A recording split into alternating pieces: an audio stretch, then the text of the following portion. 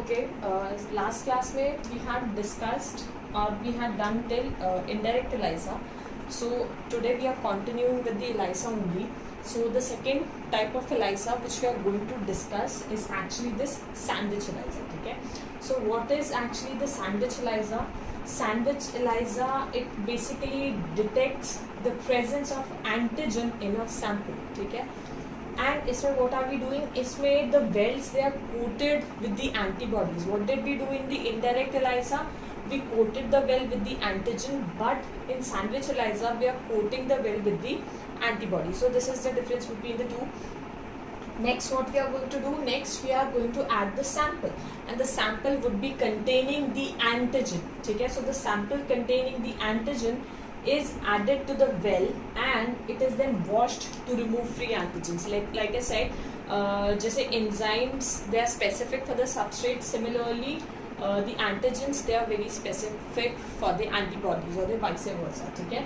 So जो well को हमने antibody से coat किया है तो उसमें what are we going to pour? We are going to add the sample containing the antigen. ठीक है.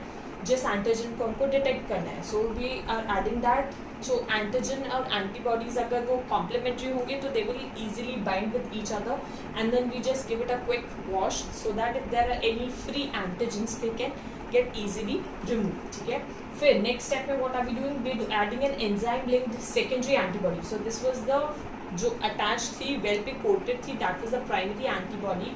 And next step में we are adding an enzyme linked secondary antibody which binds to the another epitope on the antigen. Epitope I've already told you. मतलब epitope क्या होता है? Epitope is the part जो कहाँ पे present होगा on the antigen. Suppose this is the antigen. Antigen के ऊपर एंटीबॉडी कहीं पे भी किसी भी रैंडम साइट पे बाइंड नहीं कर सकता है. जो एंटीबॉडी है it binds at a specific site.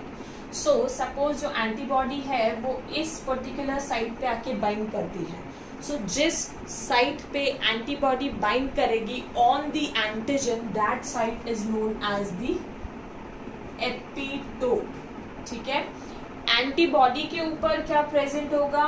Antibody के ऊपर there will be the paratope. So these are the two different terms.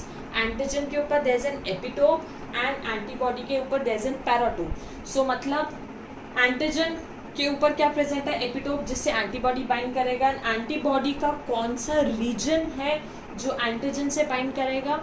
That is actually the paratope. ठीक है. So these are the two different terms. Epitope is always present on the antigen and paratope is always present on the antibody. ठीक है. So इसमें मैंने बोला कि जो एक सेकेंडरी हम एंटीबॉडी ऐड कर रहे हैं ऑलरेडी एक यहाँ पे जो प्राइमरी एंटीबॉडीज तो ऐड की हुई है. यहाँ पे we just give it a quick wash and antigens को जब यहाँ पे ऐड किया so the antigens just quickly went and bind to these antibodies. ठीक है. And then after adding giving it a wash यहाँ पे हमने ऐड किया सेकेंडरी एंटीबॉडीज. अब ये सेकेंडरी एंटीबॉडीज कहाँ पे बाइंड करेंगे? They will bind at another epitope on the antigen. मतलब जिस एपिटोप के ऊपर इन एंटीबॉडीज ने बाइंड किया था these secondary antibodies they going to bind at a separate epitope. मतलब जिस एपिटोप पे इन प्राइमरी ने बाइंड किया था वो उस एपिटोप पे बाइंड नहीं करेंगी, rather they will bind at a secondary another epitope on the antigen. ठीक है. So now the well is again washed to remove any free secondary antibodies. So again we are giving it a wash. Wash करने के बाद what is going to happen? Now enzyme specific substrate is added to the plate to form a colored product. Exactly like this last step जैसे indirect ELISA में क्या था? To form a colored product which can be measured. So यहाँ पे I added the substrate and it gives a colored product. And the rate of the colored formation or the color product formation would directly depend on the amount of the antigen which would be actually present in the sample. ठीक है. So the next type is actually the competitive ELISA. ठीक है. Competitive ELISA में what is happening? Competitive ELISA it actually detects the antigen concentration in a sample kind of like this. मतलब ये sandwich तो detect कर रहे हैं कि whether the antigen is present or not, but it can detect the concentration. मतलब how much, what amount is there. Its approach is slightly different from that of the sandwich ELISA. इसमें क्या कर रहा है? The wells are coated with the antigen. इसमें क्या कर रहे थे? The wells were coated with the antibody. But इसमें the wells they are being coated with the antigen like this. सो ये जो है सैंडविच एलाइजा ये वो यहाँ पे खत्म हो रहा है and the competitive ELISA is starting from here, ठीक है। तो इसमें क्या हो रहा है, जो microtiter wells they are coated with the antigens, so these are the antigens which have been coated with. इसमें क्या कर रहे हैं, the antibodies incubated in a solution having the antigen, so these are the antibodies. We are roughly taking some antibodies, random antibodies ले रहे हैं and incubate these antibodies with the antigen to be measured. So we are basically measuring this particular antigen and in antigen को incubate करें in a solution containing the antibodies, ठीक है। फिर क्या करेंगे, the solution of the antigen antibody complex is added to the microtiter wells and well is then washed to remove any unbound antibodies, ठीक है। सो यहाँ पे क्या हुआ था कि ये जो एंटीजन एंटीबॉडी कॉम्प्लेक्स वाला था ये सोल्यूशन इसमें हमने ऐड किया एंड और इसमें जो एंटीजेंस ऑलरेडी कोटेड थे तो जो स्पेसिफिक होंगे वो जाके बाइंड कर जाएंगे एंड जो स्पेसिफिक नहीं होंगे extra antibodies they will get washed away, ठीक है। अगेन फिर जो स्टेप है वो सेम है, the enzyme link secondary antibody is added to detect the number of primary antibodies which are present in the well. So ये enzyme specific secondary antibody add किया है and then we again give it a wash and then enzyme specific substrate add करेंगे and the amount of colored product formation is directly proportional to the concentration of the antigen which is actually present in the sample, ठीक है।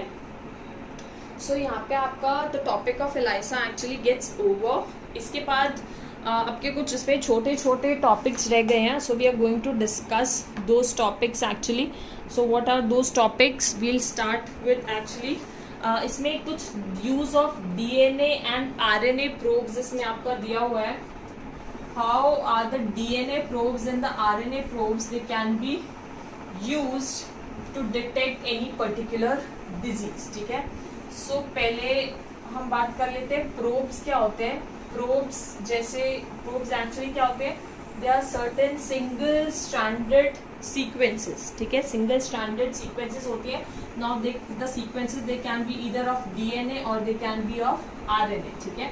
तो इनकी जो sequences होती हैं इनकी sequences हमें ऑलरेडी पता होती है, ठीक है। तो हमारा बेसिकली एम क्या होता है इन प्रोब्स को यूज करने का कि किसी पर्टिकुलर सपोज डीएनए सीक्वेंस को हमें किसी सॉल्यूशन में डिटेक्ट करना है एंड चेक करना है कि वेदर वो सीक्वेंस उसमें प्रेजेंट है कि नहीं है। So we randomly add some probes and then we actually see कि वो सीक्वेंस उसमें प्रेजेंट है कि नहीं, ठीक है। So that all comes up in diagnosis and this can also be use for the treatment of various diseases, ठीक है। So firstly we are starting with actually the DNA probes. So for I am writing it down and then we'll discuss what are the DNA probes and the RNA probes, ठीक है। So DNA, firstly the DNA probes. So DNA probes क्या होते हैं, they are known short single stranded labeled DNA sequences. Labeled DNA sequences का मतलब क्या है, they can be either radioactively labeled or they cannot be labeled, ठीक है। So what is its purpose? It is used to detect the presence or absence of nucleic acid in a sample. So I can write down the definition first. So they are known, these are known short single stranded labeled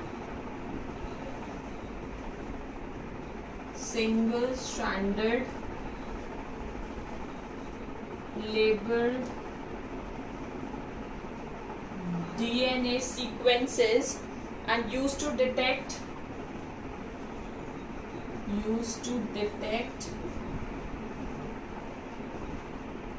presence or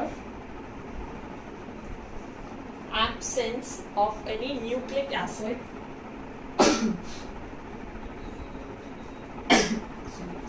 any nucleic acid in a sample, ठीक है।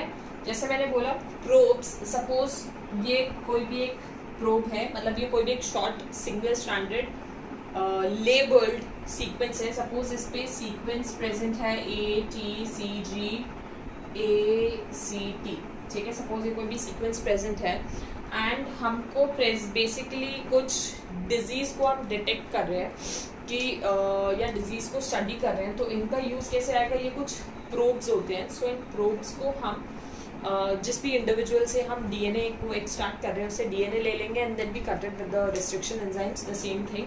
फिर क्या करेंगे, then we are going to add these probes, because obviously if you do not separate और cut them with the restriction enzymes, these probes they won't be able to go and attach. ठीक है.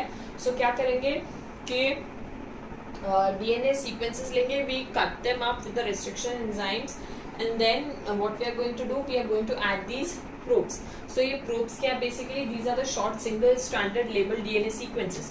So अगर ये probe किसी उस जो भी हमने सैंपल लिया है उस सैंपल में जाके किसी भी पर्टिकुलर एरिया में जाके अगर वो बाइंड कर जाता है, तो बाइंड कर जाता है तो मतलब कि वो पर्टिकुलर सीक्वेंस प्रेजेंट है, तभी तो ये वाला प्रोब जाके उससे बाइंड किया है. सो होगा क्या, अब यहाँ पे जो रोल आता है वो आता है यहाँ पे लेबल्ड डीएनए सीक्वेंस का. एज आई सेड कि जो हमारा डीएनए सीक्वेंस होता है या जो डीएनए होता है, we can not actually see it directly because वो ट्रांसपेरेंट होता है या लाइक वाइट ऐसा कलर का होता है. So we can not easily see it with our eyes, मतलब कहाँ पे वो अटैच हुआ है we can not see it. So what do, we require a labelled DNA sequence. इसीलिए हम प्रोब्स को generally we label them, we radioactively label.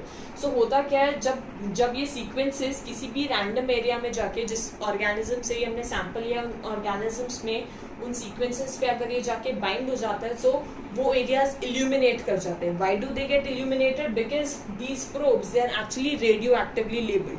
सो वो एरियाज इल्यूमिनेट हो जाते हैं. So we get a signal और वी गेट अ मैसेज कि इस पर्टिकुलर एरिया में दीज सीक्वेंसेस हैव बाउंड और ये प्रोब्स ने वहाँ पे जाके बाइंड किया. मतलब इट एक्चुअली गेट्स कन्फर्म्ड कि कौन सी सीक्वेंस वहाँ पे वो प्रेजेंट है. ठीक है, मतलब जिस भी सीक्वेंस को हम स्टडी कर रहे हैं या जिस भी डिजीज को हम स्टडी कर रहे हैं, so we get a confirmation कि वो उसमें प्रेजेंट है या नहीं है. अगर ये प्रोब जाके बाइंड नहीं करता है, so we get to know कि इस ऐसा कोई सीक्वेंस प्रेजेंट नहीं है, या जो जिस भी जीन को या डीएनए सीक्वेंस को या किसी डिजीज को स्टडी कर रहे हैं वो इसमें प्रेजेंट नहीं है. ठीक है. So we quickly write down how it actually happens. So next is DNA probe. What is the function of this DNA probe? DNA probe is used to identify the presence of a gene. DNA probe is used to identify the presence of a gene. और क्या करेगा, और DNA sequence of interest और DNA sequence interest present कहाँ पे, present on a chromosome और in a sample. Present on a chromosome और on a sample. ठीक है. So this is the function of the DNA probe. DNA probe क्या कर रहा है, DNA probe is actually used to identify, it is used to identify the presence of a gene or any DNA sequence of interest present on a chromosome or on a sample.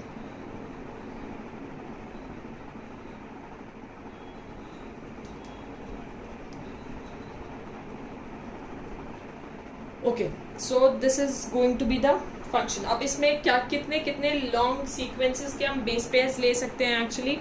So what can we do, we can take 100 to 10,000 base pairs, 100 to 10,000 base pairs, long complementary DNA sequence, long complementary DNA sequence is used to detect the presence of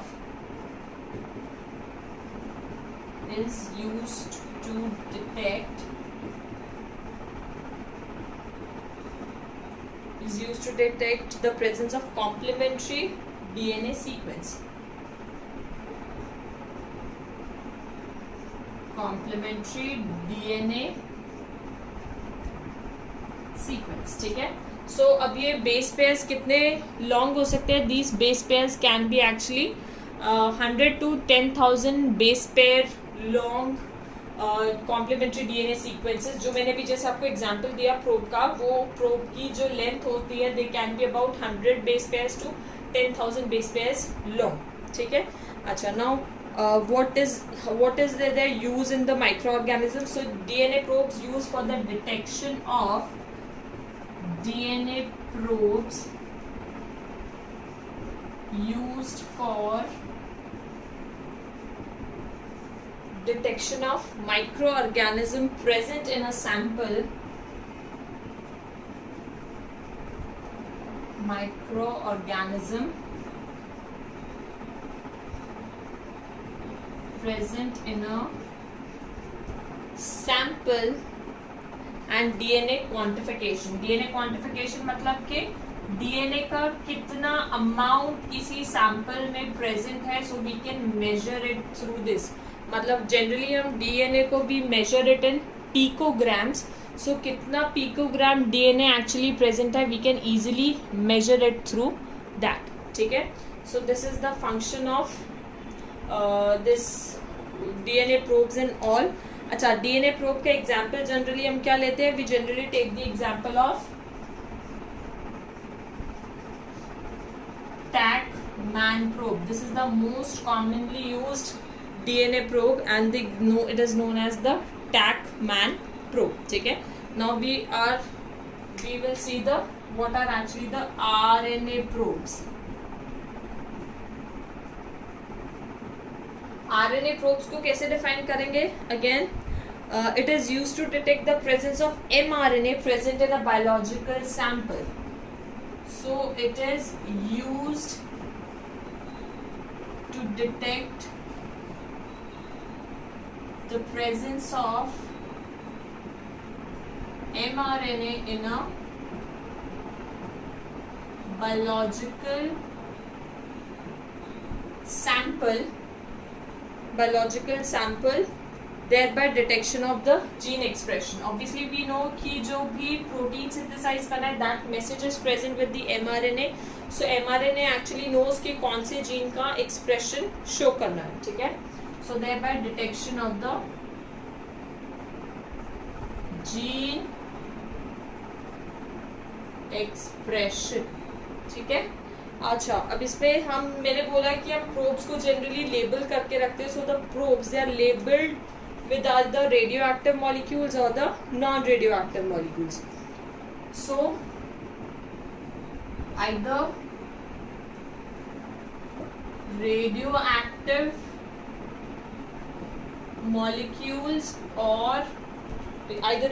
molecules or non-radioactive molecules,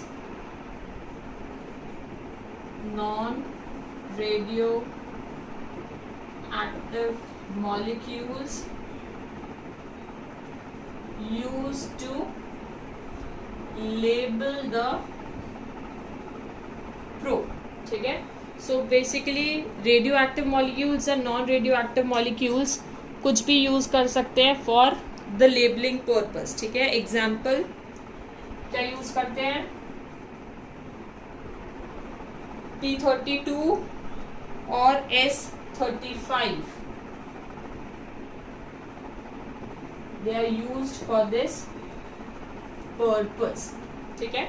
So यहाँ पे molecular diagnosis में किया. What is the function of the, we discussed what is the function of the DNA probe and the RNA probe for all of these functions. मतलब किसी भी gene को detect करने में, किसी DNA सीक्वेंस को डिटेक्ट करना है, या कोई भी न्यूक्लिक एसिड को डिटेक्ट करना है, so we can do by all these methods.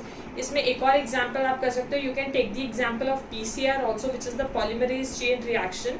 But I am not going to repeat it again here because अभी जस्ट 1 or 2 लेक्चर्स पहले we have completed the PCR. So molecular diagnosis का एक portion आता है PCR भी, because PCR also helps in detection of various diseases.